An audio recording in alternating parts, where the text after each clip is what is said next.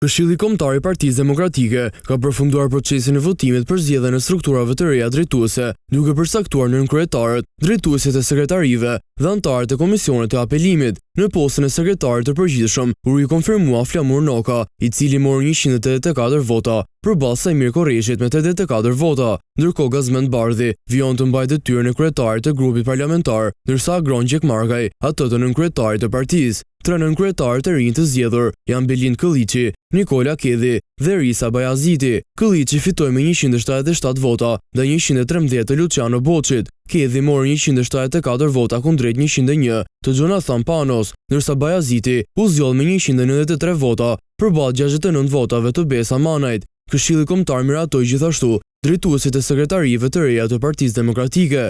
Kleviz Balliu u zgjoll sekretar organizativ, Andi Mustafaj sekretar për burimet njerëzore, Marash Logu sekretar për çështjet ligjore dhe zgjedhore, Viola Kapedani sekretar për marrëdhënie me publikun, Eva Metaj për organizatat partnere dhe shoqërinë civile, Fioralba Dizdari për integrimin evropian, Ethem Aga për emigracionin dhe diasporën, Etion Kapedani për digitalizimin, Gentian Kaprata për infrastrukturën dhe territorin, Endira Bushati për çështjet e pronave dhe luftën kundër korrupsionit, Frans Nuri për të drejtat e njeriut, Shkëlqim Lepenica për të përndekurit politik dhe Ylli Aslani për pushtetin lokal. Sekretariati për aksionin qytetar do të drejtohet nga Erges Eskiu.